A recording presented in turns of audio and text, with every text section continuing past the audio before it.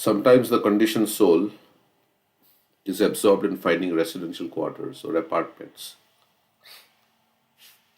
and getting a supply of water and riches to maintain his body.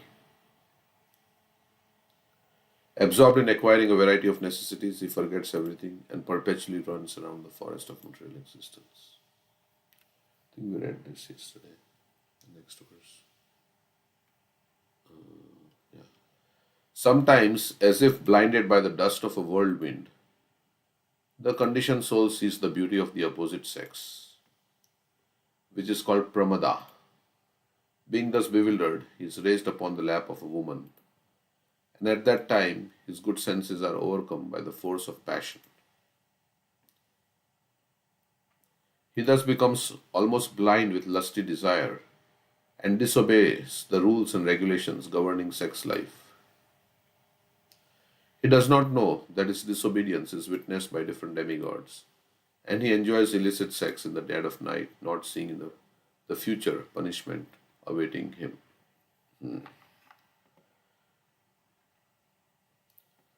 In Bhagavad Gita 7:11, it is said, Dharma viruddha bhuteshu kamosmi bharatarshava.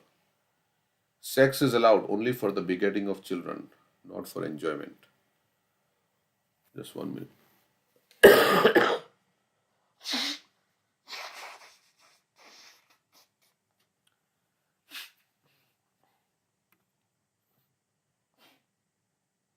My nose is blocked, so. In Bhagavad Gita, okay, we'll read this again. In Bhagavad Gita, it is said, Dharma viruddha bhuteshu kamosmi bharatarshava. Sex is allowed only for the begetting of children, not for enjoyment. One can indulge in sex to beget a good child for the benefit of family, society, and world. Otherwise, sex is against the rules and regulations of religious life. A materialistic person does not believe that everything is managed in nature. And he does not know that if one does something wrong, he is witnessed by different demigods. A person enjoys illicit sex, and due to his blind lusty desire, he thinks that no one can see him. But this illicit sex is thoroughly observed by the agents of the Supreme Personality of Godhead.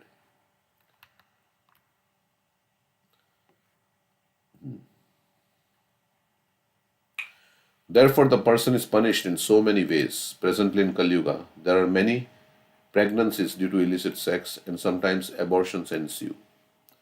These sinful activities are witnessed by the agents of the Supreme Personality of Godhead, and the man and woman who create such situation are punished in the future by the stringent laws of material nature.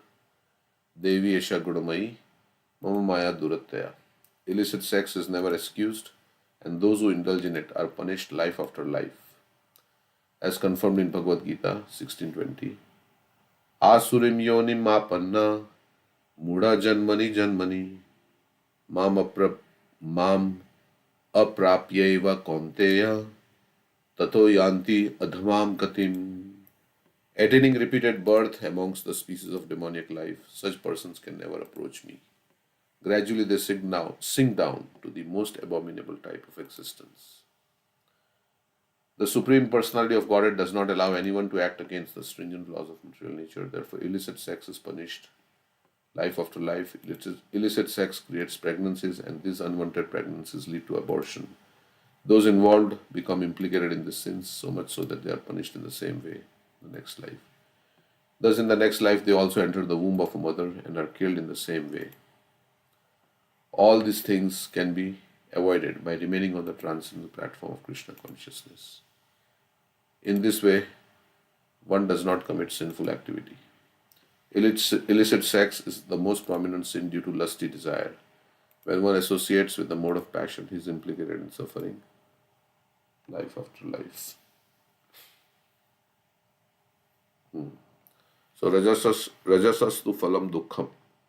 In the Bhagavad Gita, Krishna says, the result of the mode of passion is misery. And many other verses, right? Like that. Yehi sansparshaja bhoga dukkha yona evate adyantavantu konteya. Adyantavantu konteya. Adyantavantu konteya. Dateshu That is rabate. like that. He says, yeah, so people want enjoyment, but they want to avoid the responsibility of the enjoyment. So they use contraceptives, or even after using contraceptives is also illicit sex. And if they use contraceptives and sometimes they fail, then it results in unwanted pregnancy. They don't want child. They want to enjoy, but they don't want to have the responsibility. And Prabhupada says here, sex life is not meant for enjoyment. It is meant for begetting a child, and that is a representative of Krishna. Otherwise, any form of sex life, whether inside marriage or outside marriage, is illicit sex. So, and somebody may say, well, I am not being observed, but there are 13 witnesses, as we have seen. The demigods are observing, the Paramatma is observing. And so, and this kind of activity ties one to more and more to the bodily conception of life. And one will rotate in the cycle of birth and death because it identifies yourself with this body. And in spiritual life, we are trying to, before we get even love of Krishna, of course, first we have to realize we are not this body. Sometimes we say whether we have to first realize we are not this body and then become, that's the first step in self realization, right? And then attachment to Krishna comes afterwards. Or when you become attached to Krishna, then you automatically become out of the bodily conception of life, and you get a superior taste. And so naturally, you are not even interested in sex life. Those who are very elevated, when they get taste in Krishna consciousness, or they indulge in sex life because they want to have a child to propagate Krishna consciousness, like Bhaktivinoda Thakur. He was just thinking to have a child who will propagate Krishna consciousness. So they are not attached. Of course, they have children, but they are not attached to the enjoyment. So it is a service to the Lord to bring forth children and then to make them Krishna conscious, so that then they will propagate Krishna consciousness, and they may become grihasthas or Brahman, and then they will propagate more, and then they'll. So dharma viruddha bhuteshu kamosmi bharatarshava. Krishna is saying that I am sex life, which is not contrary to religious principles. Means it is only, Prabhupada says, it's only allowed for the begetting of children, not for enjoyment. So the so the best contraceptive is to say no. If you don't want to have a child, then don't indulge in it. So that's the. But then how you cannot? How can you say no unless your senses are controlled and you have higher taste? So so unless you have higher taste, and then you cannot say no. So so most of the people, like previously, Jayadvaita Maharaj was saying one time that previously they had so many children, right? Because they never used contraceptives. And so whenever there was sex life, it resulted in pregnancy. Like you can see in your mother's or father's situation, maybe they or grandfather, they had many children. So there were no contraceptives. Now people are not having children because they know how troublesome it is to raise a child, and so it doesn't mean that they are not they are celibate and they are not. No, they are. There is now, with this modern science, there is a lot of technology and all these things, contraceptives available. So they are not having more children. But it's not doesn't mean that they are not having sex life, but because they are, I mean, unless those who are following, but because they are using contraceptives, that's why they don't want children. So that's how one time Jayadvaita Maharaj was saying. So most people are, this is the binding force in the material world. So unless, even for devotees, it is difficult. So what to speak of the ordinary people, right? This is the binding force in material existence. So unless one gets a higher taste, very higher taste in Krishna consciousness, one cannot refrain from illicit sex, even within marriage. And for that, you require very good absorption. in Krishna and taste in serving Krishna. And as Prabhupada says, busyness completely absorbed in serving Krishna. So, so this is yeah, this is what is talked about in this verse. And Prabhupada says, if you do abortion, then it's of course, in one sense, it is also, if you prevent the pregnancy from happening, it's also illicit. And then if you do abortion, it is also crime, because you're killing the child in the womb. So if you use contraceptives, means you're not allowing the child to come into a womb, because the soul is present. Like we know, when the rain comes down, the soul falls through the rain, then it is it forms crops, and the crops are eaten by human beings, and the soul is present in that semen, and it's not allowed to get a shape. So that is also illicit. So like that, and then one will get, for the crime Prabhupada is done, then one will have to suffer in the same way in the next life, and so like that. So all these things can be avoided by remaining on the transcendental platform of Krishna. Because if you're on transcendental platform of Krishna consciousness, then you are not attracted to all these things. In this way, one does not commit sinful activity. Illicit sex is the most prominent sin due to lusty desire. So the background of material life is sex desire. One time Prabhupada was somewhere in New York or somewhere, and he says, you see all these skyscraper buildings and all this big, all these nice things they have manufactured. What is it due to? And people said so many things, this and that. No, Prabhupada says it is due to lust. So, so the whole civilization has been built around lust. This material world is is the place for, yeah, the prison for Maithunagar. Yeah, so shackles, those who are bound by sex. So so it is difficult to conquer this desire. But if one takes shelter of Krishna, chants Hare Krishna, and experiences higher taste by Krishna's mercy, if it is Hari Ichha, as Prabhupada said, then one can conquer this desire. Okay, so these all verses are like this. So, and by hearing about Krishna's pastimes with the gopis, it is said that one can, what is that verse? Vikriditam Vrajavadu idam cha Vishnu. Vikriditam.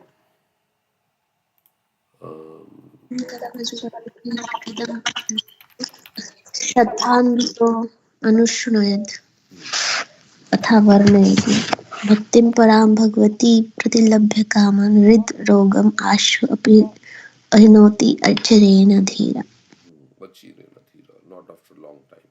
So, but if it increases, you have to see, if reading about Radha Krishna's pastimes with the gopis increases your, then you have to stop also. Although it is said like that, but then you have to read this Forest of Material Enjoyment chapter. And many times Prabhupada said, first deserve, then desire. So we can't jump to the highest Leela of Krishna with the gopis. Of course, Prabhupada did write the Krishna book, and we distributed it like publicly, and but there is a lot of philosophy there and like that. But we have to also read the other pastimes of Krishna in the Bhagavatam. So like that. So, Prabhuji, how to understand then the birth of the Karna? Like we just talked about the topic of the illicitness. Yeah, I think she did not have sex with Surya Dev, Kunti Devi. It was just she chanted mantra and she became pregnant. I don't know if she really, because it said she did not lose her virginity or something like that, even after Kunti Devi, right? She was just testing the mantra if it works. Durvasa Muni gave her the mantra and she was testing. So So illicit. I mean, I was thinking illicit, and one action is definitely we use the word sex, Hmm. but second is illicit means something that is not, yeah, that is not considered as a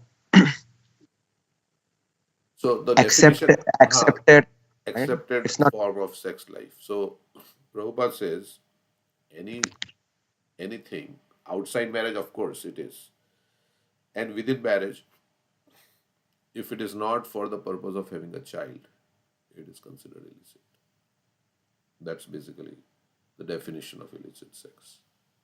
If you go by the definition what Prabhupada gave, like in this verse also, he's saying that. So anything which is not for the purpose of having a child, sex life, then it is considered illicit. Okay. Yeah, actually, Kali Yuga we haven't seen those methods, like, because Kali Yuga primarily it is more of a union, but in a earlier Yuga it is primarily sometimes it is mantra, as you mentioned, right, Prabhu? It was not always a union, but sometimes mantras are also No, they no, use. mostly it's very exceptionally that they had mantras and like that, but mostly it was all people are born through the ages through sex life only, right? I mean, only like when Krishna was born, then he first appeared. He was not born, we say, like an ordinary child. He first appeared in the heart of what was Vasudev, and then he went into the womb of Devaki. His birth was not like that, but all others are born like that. Are born out of sex desire only. I mean, by the union. So Like how Vyasadeva was born with Satyavati and Parashar Muni. It was illicit also. yeah, they say that Illicit. Parashar. They say like that Parashar was attracted to Satyavati, but Parashar Muni knew something at that time. It both I've heard both ways because I was also thinking about this. How can Parashar Muni? No, it was Prabhu, what I heard Hmm, that because it was a good muhurta. So muhurta correct. is passing by. So then Parasar Muni did Gandharva. It was not illicit. Okay. That was I heard. So he was married, and then of course he had a child, right? He did not use contraceptives, so he had a child, and he did Gandharva Viva. So in that way, Purpose of the So then marriage was but Satyavati that was Prabhupada, again to give married. birth to huh? Vyasdev. But yeah, Satyavati was married with Again married to Shantanu. Shantanu. Yeah. So I think you can say women should not like generally. But Draupadi was also married, but you are saying that Parashar had Gandharva Viva with Satyavati.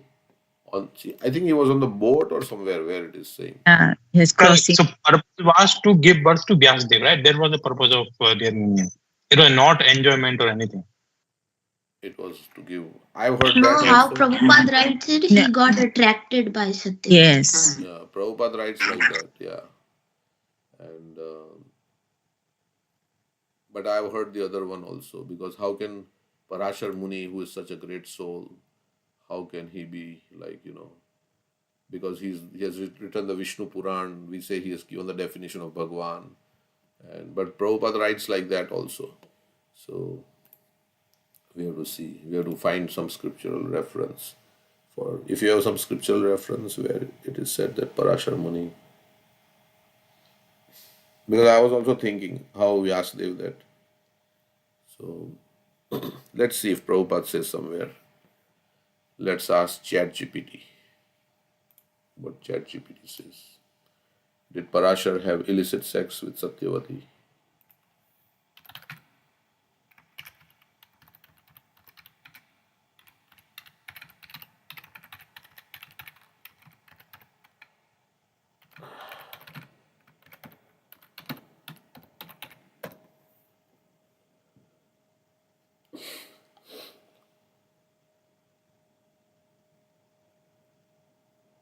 So this is what ChatGPT says. Did Parashar Muni have illicit sex with Satyavati? No, Parashar Muni did not have illicit sex with Satyavati. Their union was divinely arranged, following dharma, and resulted in the birth of Vyasadeva. Let us examine the details based on scriptural references. Who was Parashar Muni? Parashar Muni was the grandson of and father of Vyasa. He was a pure devotee and knower of dharma, never acting out of lust. He was also a great astrologer who had foreknowledge of Vyas births as a divine necessity. Satyavati was a fisherman's daughter, later known as Matsya Gandha, one who smelled with fish. She ferried people across the Yamuna in her boat. She later became the wife of King Shantanu. The divine union. One day Satyavati was ferrying Parashamuni. Parashamuni, through his yogic vision, saw that a divine son had to be born of from him and Satyavati. He requested her to accept him, explaining that it was Krishna's plan for Vyasa's appearance. So this is what this, if you believe this Chatji. So I have heard this, but I don't know which scripture. Satyavati was hesitant, but Parashamuni gave her 3 divine assurances. Her virginity would remain intact. He blessed her that she would remain a virgin even after childbirth. She would gain a divine fragrance. He removed her fishy odor. Yeah, Satyavati was having fishy odor. Nobody can marry somebody like that, right, with fishy odor. And gave her a divine fragrance. Hence, she became Yojana Gandha, one who smells like flowers for miles. The child would be born instantly and raised elsewhere, so he wouldn't face any social dishonor. With this divine boon, Satyavati agreed, understanding that this was the will of the Supreme Lord. The birth of Vyasadeva. So, Vedvyas was born immediately on an island in the Yamuna River. So there was no pregnancy like that. He was born immediately. Not after like Satyavati became pregnant for 9 months and then. He was an empowered incarnation of Lord Vishnu and a self-realized sage from birth. As soon as he was born, he grew into an adult, like Sukdev Goswami but Sukdev Goswami was in the womb for a long time. Took blessings from his parents and left to perform tapasya. This proves that their union was transcendental and not driven by lust. Why this was not? ChatGPT is like doing all the, it has the criteria, and it's like making all the points. Criteria driven by lust. No, it was preordained by divine arrangement.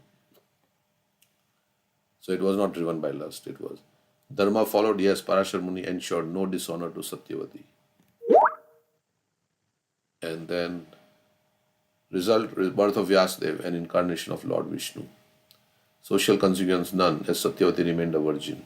Spiritual, Vyasadeva compiled the Vedas, Mahabharata and Puranas. Thus, this was not an act of illicit sex but a sacred event for the benefit of the world. Krishna orchestrated, so conclusion, Krishna orchestrated a divine event to bring forth Vyasadeva, who preserved and spread Vedic wisdom. Of course, but if we go by what Prabhupada says, then he said, yes, he was attracted. He said, sex life is so strong, in one conversation he says, that even great persons like Parashar Muni, they cannot also resist this. So he was saying like that, we read that previously. But Krishna orchestrated this divine event to bring forth Vyas, who preserved and spread Vedic. Parashar Muni, being a great rishi, acted only according to dharma and divine will, not lust. Satyavati, blessed by the sage, went on to play a crucial role in the Kuru dynasty's history. Thus, there was no illicit sex, only Krishna's divine plan unfolding. Hare Krishna. It's giving ChatGPT saying Hare Krishna. Very humbly it is giving like the namaskar. So, I mean, they have compiled this, I think, all from Prabhupada's books only, but I don't know where they are getting this information. We have to find out. This is. Yeah, what is missing is it should give references like I took this from this book or this scripture. That is not there, yes, correct. But it's like sometimes, in Bhagavatam it says, gopis became proud and so Krishna left them. Yeah, but then other people have given some, if their gopis are such exalted devotees and they are like free from all this anarthas, then how they can become proud? Then Can you type that in ChatGPT and say, did gopis become proud in Ras Leela? Yeah, I can type that. See.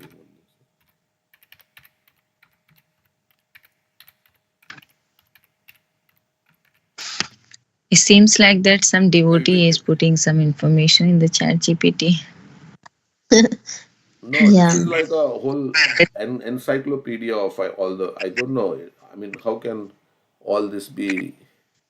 I mean, there must be some book behind this, right? Something must be there because otherwise, you ask Yeah. all this question, how it can. It's researching or searching on internet where ISKCON Shila Prabhupada, because this is specific to ISKCON, right? This chat GPT. So because all this illicit sex and all these things are like Mm. terminology that is used to ISKCON, so like that. So yeah, so I think that's what Manish Prabhu was saying, and I heard that also because I was also thinking if he wrote Vishnu Puran and all these things, we have the definition of Bhagwan by Parashar Muni. Aishwaryasya samagrasya viryasya shashriya jnana Jnana vairagya. Vairagya Sanam Bhagatangana. So then he has given all these things, Vishnu Puran and all this, which comes from. Then how he can be like that? So But in our scripture, Prabhu, there are so many other instances Mm. which is like little bit different. When Prabhuji was asking about the Kunti Maharani, she first thing that if she was blessed with some mantra, then if she has a doubt on that mantra, that is also considered as not good, right? Like offense. Other thing that when she had the baby, so without taking responsibility, just throwing him in the water or putting him in the water, is this considered as a like a good thing. good? It's Yeah, she not. was. I think You she know. was afraid of the social. People will say, "Oh, how did an unmarried girl have a baby?" But this time, if let's say, I mean, I heard this news also like few years back that some girl let's get pregnant or something without marriage or before marriage. So we found that like many. I mean, I read in the newspaper. I don't know, is it something? But they throw the like just because of the social afraid or customs and really these things they don't accept the baby. So that is also not that is this is a sin, right? If you don't take a responsibility, you don't have right to bring a child or soul in the world. And if somebody did this, then one should take the responsibility without any thinking about that these things. Yeah, So I mean, in the shastra we put the reasoning and things to yeah, accept these things, but in today's world it's not acceptable. yeah. So also See, very key difference that see even Kunti Maharani and all these cases, right? It's not for their own sense gratification. It just happened, right? Current world you cannot compare with current world situation. Now we don't have No, much. no. I mean, no. current it's not always for sense gratification. So some women who are raped or something, Yeah, that it's not her fault, right? But then correct. under social pressure, she has to give up the baby. Right, that's unfortunate situation. I, And if you from my something perspective, it should be like because that's a soul. You have to take care of the soul, whoever, whatever the social custom is, because it's part and parcel of Krishna, right? It's dependent. However, that karma was there, that baby came, but you know, uh, you have to see it as a spirit soul and give the opportunity to engage in Krishna consciousness. That's how we should see it, in whether the society accepts or not. Right? So, okay. So, yeah, you want to, sorry, I will, Preeti was saying something. Interrupted no her. no no Mataji, it's right because many other, because if you think consider that everything was karma or divine arrangement by the Lord, so in this world, in the Kali Yuga also is everything arranged by the Lord. Either like everybody is going through their own karma, right? Whatever their situation they are getting, or sometimes recently yesterday I was working and I met one patient and she came for the 14th pregnancy, and she and her child was I mean, in the womb they did like genetic testing when she was in second trimester, and she had, I mean, the baby has some defects like some heart defects or ventricle septal defect, that is a genetic disease from the heart. And she want that, they don't want because a lot of other things, musculoskeletal problems is there, cardiac disease was there, and he was in the second trimester. So they don't even I mean, in such situation, I don't know. I mean, I would say that whatever the karma is there, one has to give the birth of that child. And even in the scanning, you can see that the baby don't have legs or their body deformities there. It's still inside the womb. Um, but you can, I mean, everybody is going through their own karma. So in the previous time, in the previous yugas, it is justified by their things, but in this age, it's not justified. So I mean, I feel like there's sometimes it's very contrasting for me. Yeah, if the yeah, it's a and the other thing is murder, right? Murder is also like, because it's your karma now, so you have to bear the results of your karma, right? It's not like if my child is many children are autistic, right? So you don't kill the child, right? Oh, my child is autistic. Of course, that will be a crime even by law if you kill a child that is born and is autistic. But I think law allows for abortion in some states, or I don't know what it is, but the supreme law is not to kill any child, right? Then, yeah. So you see, all this Prabhupada said sometimes, sex life, whether licit or illicit, is a source of trouble. He said like that sometimes. So lot of trouble can come. So better. That's why Prabhupada says, I want all my men to remain brahmacharis, and if one can avoid sex life altogether, it is very good. You saved from so much trouble and all this you kind of uncertainties that can happen. But because we are not that like what you can say elevated in consciousness, that only those who are very elevated in consciousness, they can remain like aloof from the attraction of the opposite gender, or they can tolerate, right? They can tolerate this. So that's why there is a like a provision of how you can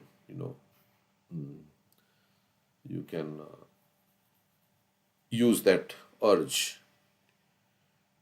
Sometimes people have like same sex, they are attracted to the same homosexual and all these things. These things are also very, they can't help it, right? What can they do? But everybody can chant Hare Krishna. So they're trans what is that, LGBTQ something. So lesbian, gay, so they are sometimes also come to Krishna consciousness. But what, yeah, they have to chant Hare Krishna. So this all, whether it's basically a perverted reflection of our pure love for Krishna. This lust, whether it is hetero or homo, it is a kind of perverted reflection of our desire to serve Krishna, the pure love. The Adi Ras, Prabhupada says, the Adi Ras is our. So that is why we are in this material world.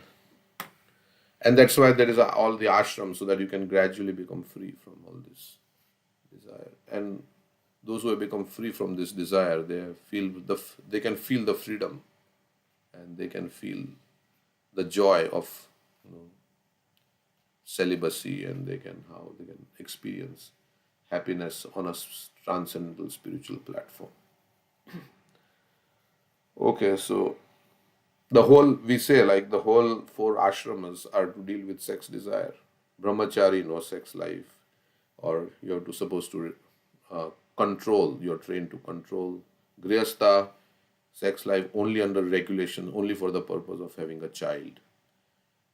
Vanaprastha, to detach oneself from sex desire, and sannyas means to forget sex desire. So that is how it's all dealing with lust. Jayadvaita Maharaj was saying this. He was saying that yes, these ashrams are to deal with this lust. So it is the binding force in material existence. And yeah, in from lower species of life also to higher species, everybody is like Indra. Indra is a heavenly planet, but it came disguised as Gautam Muni, right? Who was that? Ahalya? And, no, Indra came Yeah. disguised as Ahalya. Ahalya. Ahalya. Yeah. So Indra has also that desire, right? He is in the heavenly planets. He went to heavenly planets after doing so. He has such a big position. He's he is in the heavenly planets. He has done so much pious activity. That's why he got. But still, he cannot get free from lusty desire. So this is the most formidable thing that a devotee has to encounter in his spiritual life. And if one can conquer this, then that's the. So it's meant to conquer this by, and we can't conquer it ourselves but we have to conquer it by absorption in bhakti. So that is why you need an environment where you can be in that association, so that there is strong sadhana, there is strong hearing and chanting. Otherwise, even with that, it's difficult. So what to speak of if you don't have a strong sadhana and hearing and chanting and nothing? Then even the great sages cannot control. Prabhupada would say like that. So what to speak of? Even Brahma like that. Of course, we don't criticize anybody, but so this is the binding force. And Prabhupada would often say how much spiritual advancement you have made is judged by one thing: how much you have become free from sex desire. So, like the test of spiritual advancement, if you like put on Vanipedia or something, what is the test of spiritual? And Prabhupada will, so many things will come up after about this. Okay, so that is there. So not to feel discouraged if we are not there, but we have to keep working on it. We have to chant Hare Krishna, and you know, even if we fall down, we have to get up and again chant Hare Krishna and again pray to Krishna, like that. And we have to be very strong-willed. We have to have strong determination. So that's basically it. The strong determination by Krishna's mercy. When you get strong determination, then that is like I was saying. You require fierce determination and gentle humility to make spiritual advancement. Because we should be very afraid. Like Mahatma Prabhu has written the article. If you want to, what did you say? You want to that play. You got to, what is that? If you You want have to, to pay. yeah, if you want to play You have your, to. yeah, if you want to play with your senses and Maya, then you have to pay. Pay in what? How you have to pay? Pay in terms of repeated birth and death and all these things. If you want to play with your senses, of course, because see, Shastra also recognizes that we have this urge and we cannot give it up. So Shastra has given like a way so that you become detached. Like as time goes on and you become detached. So everybody can't just directly take up the highest thing. Only few rare souls can be like Bhakti Siddhanta Saraswati Thakur, who was a Naishtika Brahmachari. But most of the people are bound by this. So most of us, not I'm included also. So this is how. So it requires strong absorption and prayer to Krishna to protect. Otherwise, it should really, really come from the heart, and we should feel very afraid that yeah, of this material existence. Then you run to Krishna and you say, I never want to look there, because this I'm very afraid of falling down and again coming back into this material world and again going through cancer and all these kinds of disease. I don't want another material body. We say devotee out of devotional service out of fear is at a lower stage, yes, but that is very helpful. If you have fear, then you will not indulge in all these sense gratificatory activities because there is fear in the heart. Like we say, fools rush in where angels fear to tread. So we are not sufficiently afraid of Maya. Prabhupada also said we are not sufficiently afraid of Maya. So one has to be very fearful. Because I want to go back home, back to Godhead. And it's not cheap. Prabhupada would say it's not some or devotees, some devotees. It's not cheap that just going back to home, back to Godhead is cheap. So you have to, Krishna Maya will test in different ways before they hire you, right? In the service of the Lord. Of course, anybody can serve the Lord. Even in Dwarka, the prostitutes were coming, right? It's described. They were also attracted to Krishna. So anybody can serve the Lord. But yeah, there has to be purity of heart. All these principles are there to make the heart pure. And sometimes we think it's too much, right? All this restriction, this is too much, and this is all for. We are now in modern world, and another thing is who is following, right? We don't know who is following. Most of the people are not following, so I will also not follow. No, it is not. You are individual. Like one time there was a conversation between Loknath Maharaj and Jayadvaita Swami, and that there is a seminar. So Loknath Maharaj was saying, so the statistics is that so many brahmacharis get married. So if I'm a brahmachari, I should also think that I should get married. So Maharaj was saying, Jayadvaita Maharaj was saying, well, it doesn't mean you are going to get malaria sooner or later, so you get malaria now. It doesn't mean that other people have got malaria, so I should also get malaria. No, you are an individual, and you have your. We should not look at the world and say, okay, this is how everybody is, so I have to be like that. Then we can never be devotee also, right? Because most of the people are not devotees. So, so there is some statistics like that so many people get married. So I have to also do that. Of course, for most of us, it's late now, but yeah. So anyway, so we have to also, Prabhupada also says, we have to situate ourselves in an ashram where we can fight Maya effectively. But then we have to follow the rules and regulations of the ashram. Otherwise, that ashram becomes not a grihastha ashram, it becomes a grihamedi ashram. It's not no longer considered ashram, it's called grihamedi life. So it is difficult. All these things are very difficult. The sense control is the most difficult thing. But only thing is when we have higher taste, then only senses can get control. And you have strong determination. So, okay, I'm telling this to myself. It's not like.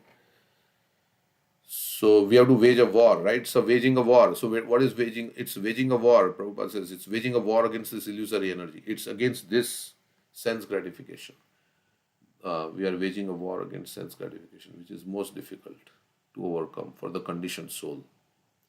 Because now we are supposed to engage in Krishna's service. Like yesterday, I posted from Keshav Maharaj. He says the difference between love and like. Like means it is all for my sense gratification, and love means it is for Krishna's gratification. Atmendra priti vancha tara balikam, Krishnendra priti chadore prepna. So to change that consciousness is so difficult. But then that's a pure devotee. And those pure devotees, they go back to the spiritual world. Okay, so translation, the next verse. The conditioned soul sometimes personally appreciates the futility of sense enjoyment in the material world, and he sometimes considers material enjoyment to be full of miseries. So he comes to the conclusion, yes, ultimately it all comes to a naught. He appreciates the futility. Yes, it will keep me away. And he sometimes considers material enjoyment to be full of miseries. Yes. However, due to his strong bodily conception, his memory is destroyed. And again, he runs after material enjoyment, just as an animal runs after a mirage in the desert. This is like that verse in the Prahlad Maharaj's prayers, right? Knowing this, they cannot give it up, right? Madhulaiva shamayan durapai. Na tu vidyate yadapiti vidwan. What is that verse? Kama. Kutra shisha shuddhi. Migdashni Rupa Kwedam Kalevarama Shesharujam Viro Nirvadati Nato Jane Yadapati Vidman Kamananam Madhulaveshmi Indurapai. Yeah. So Vidwan, they are Vidwan, they know all the things, right? Vidwan, but Kama Nalam, the fire of lust. For that drops of that we have that picture that you were showing in the class also, how that man is for that drops of honey, for that little enjoyment, he is willing to undergo so much trouble. Right? So he's willing to undergo. Of course, you may say, yeah, that's why children are trouble. No, children are, say it's a burden of love. Many people say, right? But then why you don't want to have more children? Why are you stopping yourself from having more children whenever you have a lusty desire or something? Then it should result. It may not result, but I'm saying that this is because you don't like to have more because you think, how will I take care? It's a burden, like that. I don't know how this girl had 14th pregnancy means 14 times she had 13 children already before and she's having the 14th child. You are saying like that. So I don't know if that's true. 14 children?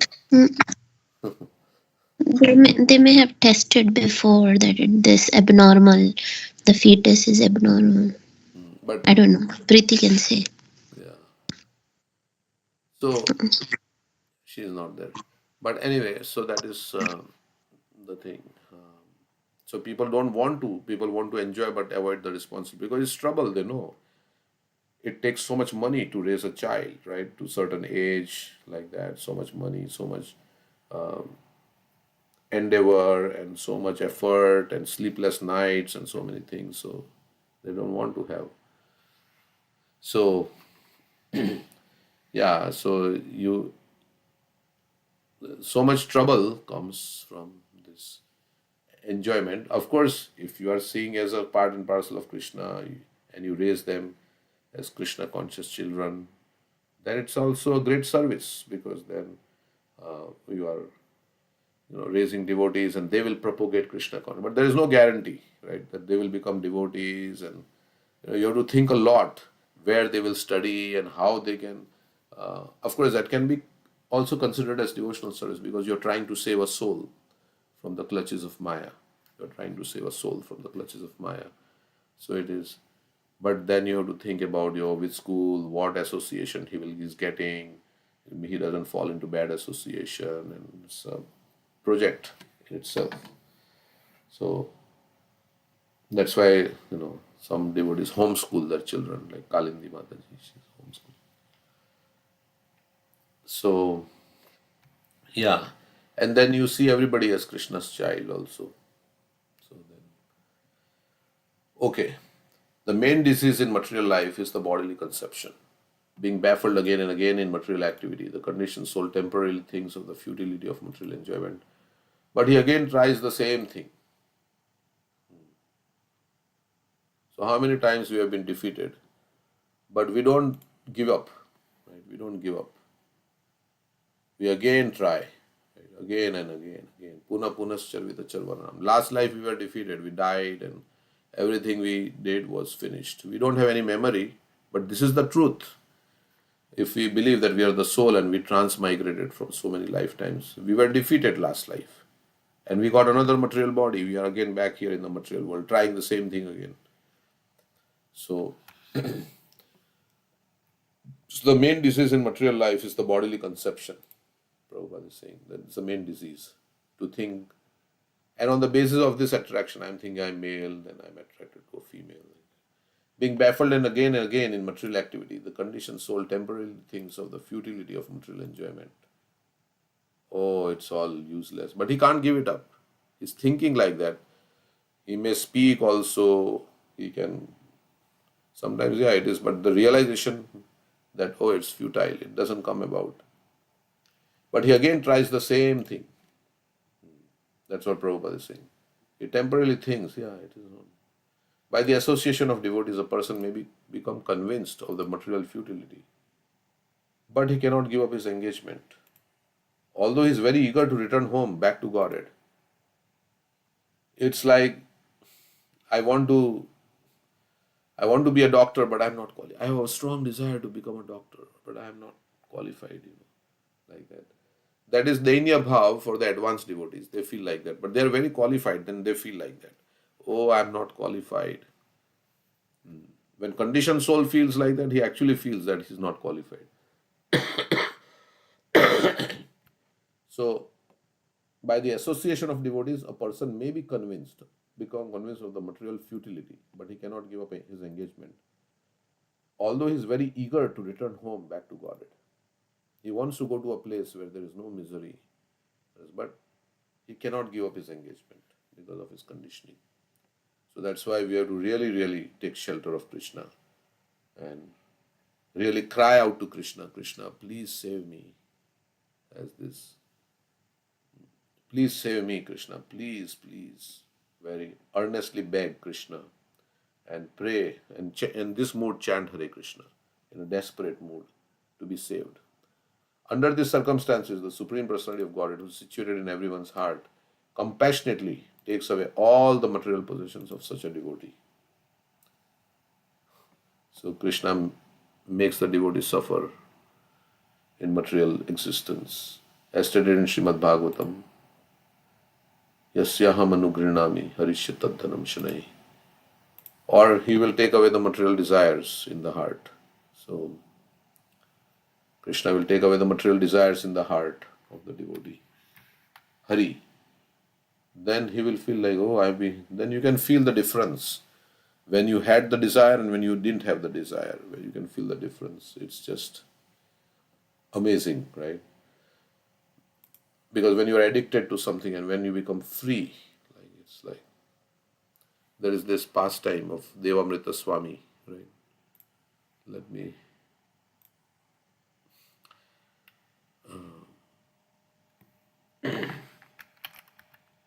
maybe later on.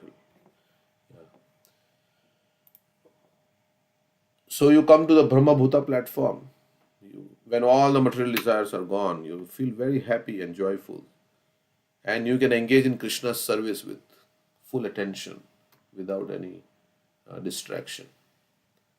Then you can become Vyavasayitmika Buddhi when you are free from material desires. Otherwise, those material desires come and they say, oh, you have to do this, you have to do that, and so many things. And you can't, for enjoyment in this world, right?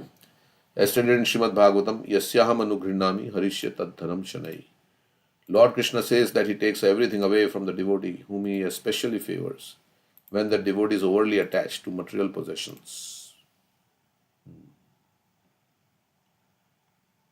So he wants from the heart, he really wants it. Like that day Amok Lila Prabhu is saying that those who Krishna sets up for sannyas, then unki wife थोड़ी टेढ़ी मेढ़ी होती है वैसा हमेशा. So they have become frustrated. So for those who have, like he was saying about Ramanujacharya, how Ramanujacharya, his wife was a little bit tedi medi. She was not respecting the Vaishnavas, and same with Prabhupada. When everything is taken away, or you can say the same thing for the ladies, right? Of course, they're not supposed to accept, but to make them detached, Krishna makes arrangements. And Krishna may not make arrangement also. So, when everything is taken away, the devotee feels helpless and frustrated in society, friendship, and love. Yeah, we are like a visitor here. And many times we give the example, right? We go into a hotel, do we change the curtain and change the bed sheet and all these things? No, because we are in hotel for 5 days. We are not supposed to, so change the whole configuration of the room, and I don't like this TV, I should get a new. So the devotee feels like that. When he becomes free from material desires, he can see, I'm just in transit. Only thing I have to do is Krishna consciousness, and I have nothing to do in this hotel, right? In this hotel, I have nothing to do. Or as you were giving the example, somebody sends you from India to America to learn some technology, and then you said, I just visited America, and then you go back like that. So then they will say, no, no more, no more, like that. So, so only thing we have to do here is Krishna consciousness, nothing else, and just maybe earn enough to survive, to keep the body and soul together and have some place to live. And It's not to build an empire and become like very absorbed in this, because we are passing through and death will come for sure, even to a rich person or to a poor person or to a wise person or to a foolish person. Every death is coming. So when we understand this deeply, that yes, this Krishna is saying is true, I am transmigrating from one body to the next, then you will become detached, right? This is just a temporary phase. So when everything is taken away, the devotee feels helpless and frustrated in society, friendship, and love. Yeah, when you feel frustrated, then you turn to Krishna. Artho jigyasu artharthi jnanishya bharatarshava. So in Kali Yuga, it's only distress, distress, distress, right? We come because of distress. But then Maya is also tricky, gives us little enjoyment, so the distress goes away. And then we feel, yeah, it's not so bad after all, like that. So you have to constantly feel bad. Yeah, that you have to constantly remember Janma Mrityu Jara Vyadi Dukkha Dosham. Then you will not be able to, then you will lose your desire for enjoyment. But if you, so to enjoy, you have to forget, right? You have to forget that it is temporary and it's miserable. If you forget that, then only you can enjoy, materially speaking. Spiritually speaking, you can enjoy all the time. If you are, but to materially enjoy, you have to forget that this is temporary and this is so miserable. Then only you can enjoy. Like what is that one statement which makes a sad person happy and a happy person sad? Everything These is two. temporary. Everything is temporary. Yes. So you can only enjoy when you feel like everything is permanent and like that. So Keshu Maharaj was talking a short story on that. Like a king asked to his minister that in his kingdom that what makes me happy. The same question they asked, that makes me happy in the sad moment and the sad time makes me, and in the happy moment makes me this too sad. shall pass, right? This too shall The pass. shall to pass. He gave a ring, and in that ring it was written there, "This shall to pass." So It's same thing. yeah. Another way of saying everything is Yeah. temporary. Yeah. This too shall pass. So, but this too shall pass. But what we do in that transit will determine our next destination. Prabhupada said, like this material life is like a dream, but in the dream you can realize Krishna if you chant Hare Krishna. Yeah. But otherwise, this whatever we do in, like we say, in the plane, whatever you do, if you beat up somebody, then when you land, then you are up for arrest, right? So it's in the plane, but or you sexually harass somebody, then when you land, then you are in trouble because now the arrest warrant is there. So we are in transit on the plane, but whatever we do in this is going to determine our next destination. So yeah, you have C for chanting. So it says between birth and death, you have C for chanting. See, for choice, we say choice of how to spend our time. Yeah. So chant and avoid sense gratification. Basically, that's the two things. If we can do, then negative about material life and positive attached to Krishna. These two things, anukulyasya sankalpa, pratikulyasya varjanam. They are done. You are done. You can go back home, back to God. Like we say, we are trying to light a fire, but we are pouring water, so fire is not lighting up. So that is why we are trying to light a fire. And there was one lecture by Premananda Maharaj on sadhana. He was, let me see, he was speaking nicely. I heard that. But why, despite such sadhana, we are not able to experience? And he was saying because of these other things, unfavorable things that we do. Okay. Chandramauli Maharaj was also saying one time that devotees do what is needed, but they don't avoid the unfavorable things. So both have to be there. There's a lecture by Keshav Maharaj on this. We'll play if I can find it. When everything is taken away, the devotee feels helpless and frustrated in society, friendship, and love. He feels that his family does not care for him any longer, and he therefore completely surrenders unto the lotus feet of the. So Krishna is the only one for me. There is nobody else. So Prabhupada came to that position. Yeah, it's fair.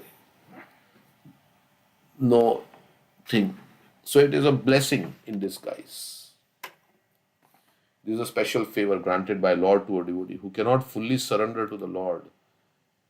He wants to surrender, but because of a strong bodily conception. So Krishna makes arrangements such that some drastic things happen and he comes to exclusively depend on Krishna. As explained in Chaitanya Charitamrita, like Prabhupada said, right? What did he say that in Vrindavan a bhajan? Last night I was talking to Achintya Prabhu and was sharing this poem. I am sitting alone in Vrindavan Dham. In this mood, I am getting many realizations. I have my wife. That time his wife was there alive. Prabhupada, he just came to sons, daughters, grandsons, everything. But I have no money. So they are fruitless glory. So Prabhupada took away all the money from him because as long as you have money, people will like respect you. This is the nature of Kali Yuga. But I have no money, so they are a few fruitless glory. Krishna has shown me the naked form of material nature. By his strength, it has all become tasteless to me today. Yasyaham anugrinami harishya tadhanam shanai.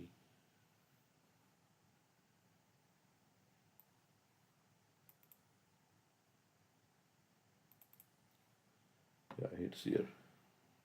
Krishna has shown me the naked form of material nature. By his strength,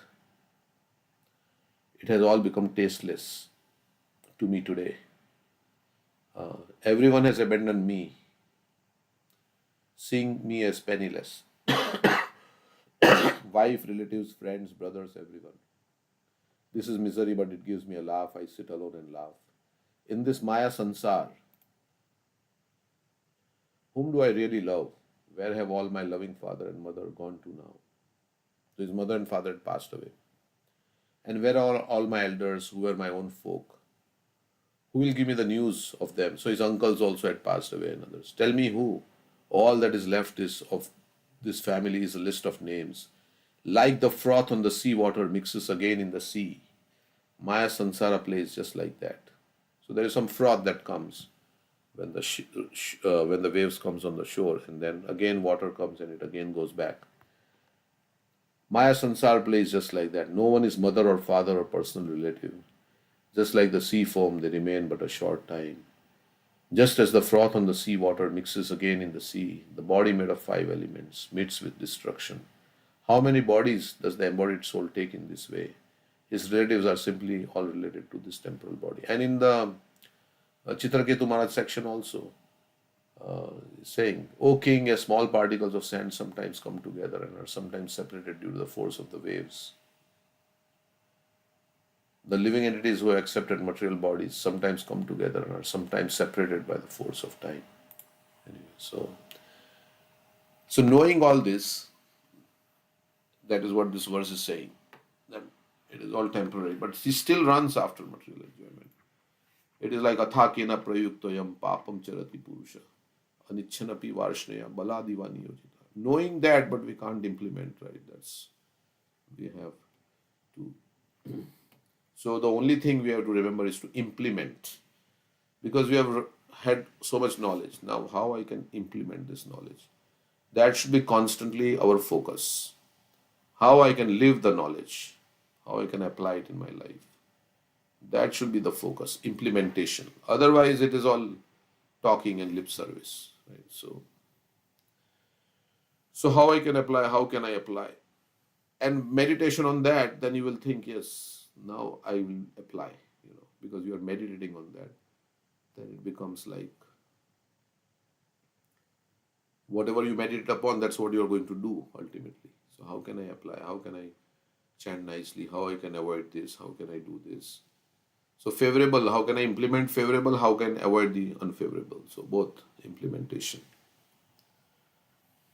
So only one word we have to remember is to implement. So that's and then we do our best. We may fall short, but that's what we can do. What can we do? But we have to try our real hard, right? We sometimes we don't even do our best. So because we let it go, after some time we think, yeah, it happens, right?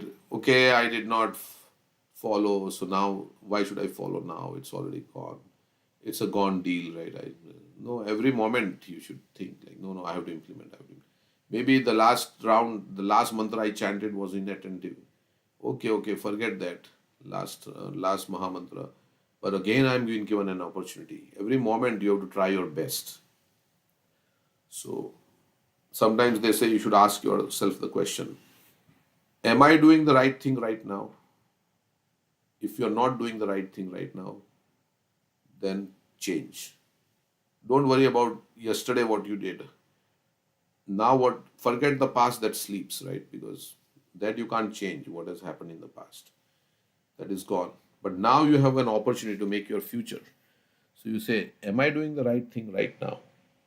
So at this point, every moment is a choice, as we say.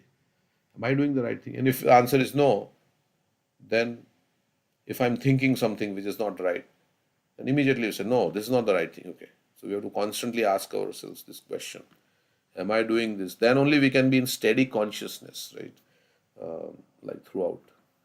Because sometimes we get carried away when we are in some association or with friends or some, we just get carried away.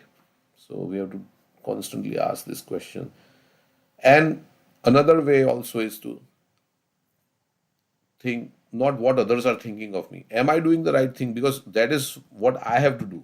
Whether others are thinking, what they are thinking is not the thing, right? What they will think is not the thing. So supposing somebody says, okay, come to the restaurant, eat. We are going to the restaurant today. You come and eat. No, come, Prabhu. It's okay. It's vegetarian food. Come. So you may think, well, they're saying I should go. Maybe I'll go. That happens. But if you have to say, is it worth for me going there? Do I really need to go? So like that, and you have to do. That's where we say the highest realization is to save yourself. So lot of proposals may come from different places and different, but we don't have to take every proposal seriously. Maya will give so many proposals constantly, right? Like that man who is pulled by Prahlad Maharaj is pulled by five different directions. So our senses are pulling us. So we have to rein in the senses. Like we have to say no. So that's the question we have to ask. Am I doing the right thing right now? I'm chanting. Am I supposed to be looking at the phone? No. So then stop it. And then prevention is better than cure, right? So we say, okay, let this phone be a distance away, far away. Of course, we chant on Skype, so, but yes, let it be away. So like that, prevention is better than cure, they say. Okay, so sometimes the conditioned soul is very aggrieved by the chastisement of his enemies and government servants who are use harsh words against him directly or indirectly. At that time, his heart and ears become very saddened. Such chastisement may be compared to the sounds of owls and crickets. Yeah, so harsh words. Physical injury is not so deep like harsh words spoken, right? So at that time, somebody becomes very upset when the harsh words are spoken. In family, all this happens. Or outside friends speak or something like that. There are different types of enemies within this material world. The government chastises one due to not paying income taxes. Such criticism, direct or indirect, saddens one, and sometimes the conditioned soul tries to counteract that chastisement. Unfortunately, he cannot do anything. You can't control what's coming, but you can choose how you can respond to that. So, somebody is going to say harsh words to you. You can't control that because it is not under your control. But how you choose to respond means that's what Arjuna is asking. How does he say it? What is his? How does he respond? Means how does he walk, right? Or how does he speak? How does he speak? How does he speak? Means how will he respond to different circumstances? A man in transcendental consciousness. How does he walk means how does he engage his senses? How does he engage his senses? How does he sit means what is his mentality when his senses are not engaged with the sense objects? What is he thinking? That Keshav Maharaj says, right? What are you doing privately, alone, when nobody is there? Right? What is your thing? What are you thinking? What are you doing? So that is a measure of your spiritual. So how does he sit? So all these things. Okay, so yeah. So we'll read this one more verse. We'll stop. I think we were on verse 10 and you switched to verse 11. We didn't finish the verse 10 purport. Oh, is it? Okay. Yeah. Because we were reading this as explained in Chaitanya Charitamrita, Ami Vigyai Murkhe Vishya Ke Oh, Nidhi okay. I didn't finish that. Yeah, we read Yasyam Manugrinam. Okay. Thank you for reminding me. Okay. So when everything is taken away, he feels that his family does not care for him any longer and therefore completely surrenders under the lotus feet of the Supreme Lord. This is a special favor granted. Okay. As explained in Chaitanya Charitamrita, Ami Vigya means I am knowledgeable, Krishna is saying. Ei Murkhe, he is a fool. Vishaya Kene Diba. Why would I give him Vishay, sense enjoyment? The Lord understands the devotee who hesitates to engage in Lord's service, not knowing whether he should try to revive his material life. After repeated attempts and failures, he fully surrenders to the lotus feet of the Lord. So Krishna creates a frustrating situation in the life of a devotee who wants to surrender but is not able to. Then, after repeated attempts and every time he tries, it fails. So then he finally comes, Krishna, I'm exhausted, Krishna, I'm exhausted. I just want to surrender to you, Krishna. Please take charge of my life. And from the core of his heart, and then he engages in service to the Lord. The Lord then gives him directions, and attaining happiness, he forgets all material engagement. So Krishna inspires him from the heart, makes him detached, and then he gets so much happiness in spiritual life. He forgets all material engagement. So, yeah, but it is all depending on how intensely we are desiring, right? So, we should not give any rationalizations and things like that, because to make ourselves feel good, we should, like they say, when you make offenses, you lose the ability to be self-critical. You criticize everybody else when you make offenses, but you lose the ability to be self-critical. Self-critical means to see what is wrong with you. You cannot see that. You just see wrong with other people, but you can't see what is wrong with you. And so that is the result of making offenses. And then, like that, everybody else can see, but you can't see. So we have to be self-critical about our, whenever we do anything that is unfavorable for Krishna consciousness, then we should be very critical of ourselves. And from that First, we have to recognize, right? Then we have to recognize, then rectify, then or repent, rectify, then we have to reform, and then remember, right? All those R's. So first you have to, if you're not self-critical, you will not recognize only that you've done anything wrong. Then there is no question of repentance, there is no question of reform. Of course, it doesn't mean that you become feel so guilty about it that you go into a depression. No, not like that. But and then don't do anything. But you have to correct yourself. So you have to be self-critical. And as I think Preeti posted this, that from Radhanath Swami, right? That was there. That if you, when you chant, when you boil butter to make ghee, a lot of ugly things come to the surface. Similarly, chanting is that boiling of boiling fire, and anarthas are those ugly things. Keep boiling, then it will become ghee ultimately. So when you chant Hare Krishna nicely, like this is the same as the analogy of the room, which has not been clean for so many years. It seems to be okay because the cobwebs are in the corner, and the dust is all settled in the carpet, and you can't see so much maybe. But when you start cleaning, then all the dust starts flying, and it appears like the room has become even dirtier than before you started cleaning. But it is just that the dust was settled and you could not see. So anarthas were there always in our heart, but chanting brings it to the surface. You become aware of your anarthas. And then you keep chanting with the desire to clean the anarthas, then it will go away. So that's what it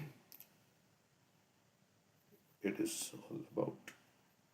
So all these practices we do in Krishna consciousness is for purification of heart.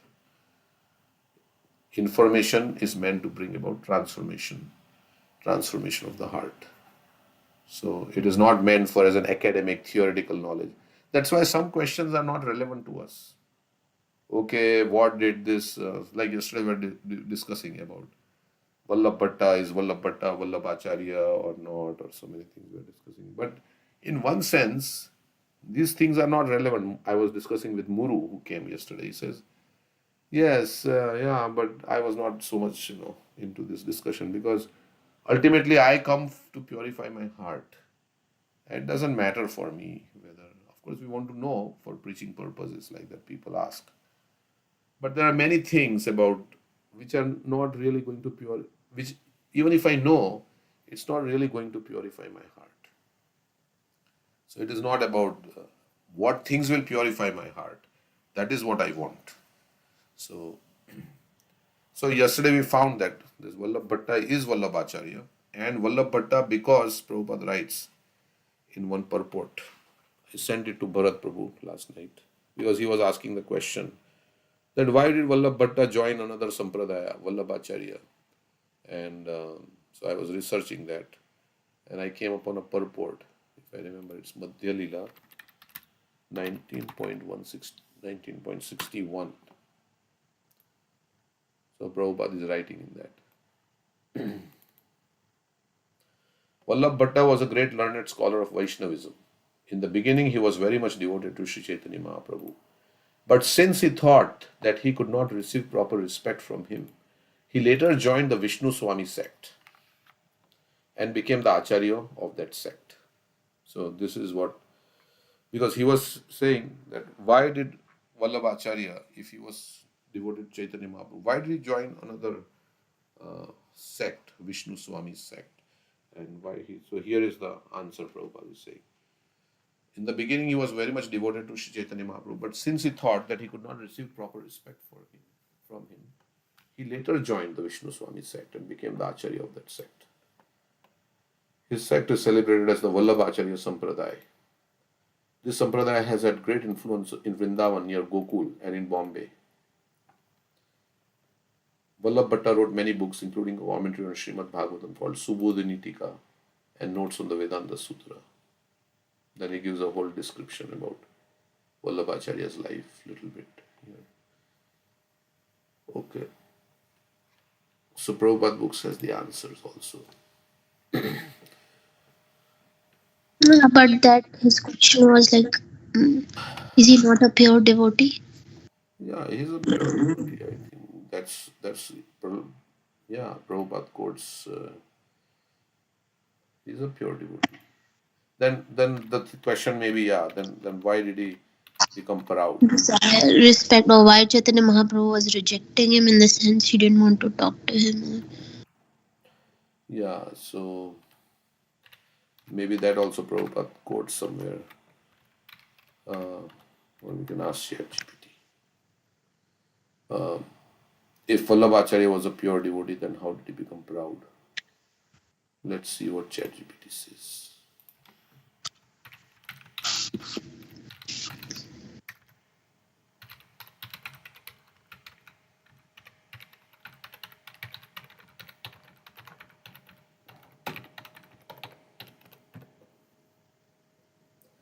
I mean, it's like speaking to a person, but I don't know if it will come up with anything.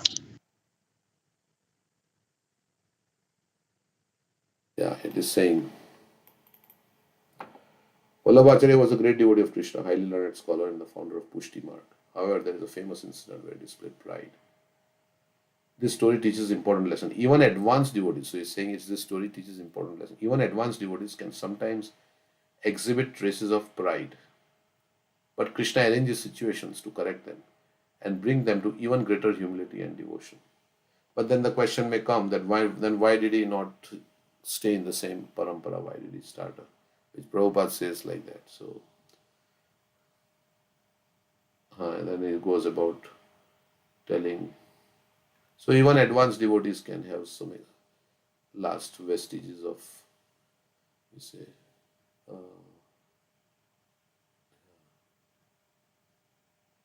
even why did this happen? Even pure devotees may sometimes develop subtle pride due to their abilities and achievements.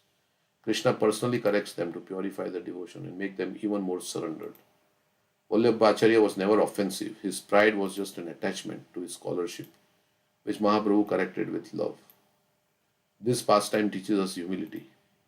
We should never think we are greater than previous acharyas. Yeah. So he was saying, I am greater than Sridhar Swami. I have written a commentary. His commentary is not. So we should never think like that. That I'm more than Srila Prabhupada and I know more.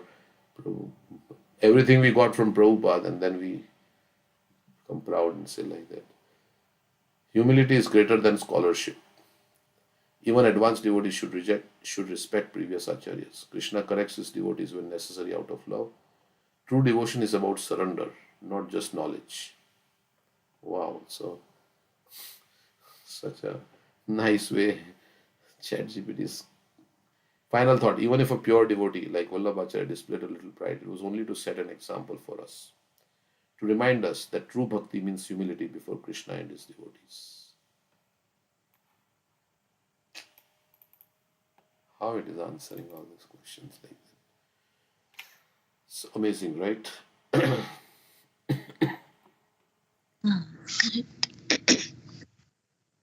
It's like the Siddhanta. It's speaking the Siddhanta of Vaishnavism. Very Because in the internet, I mean, there are all sorts of articles, and how it is picking up the correct articles for this information. yeah. That's You can also ask source, what is the source, and it should provide the source as well. yeah.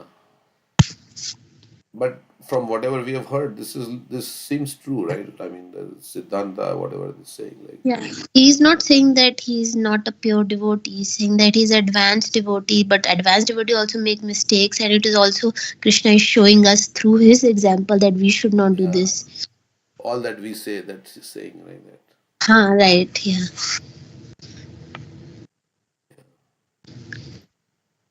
Anyway, so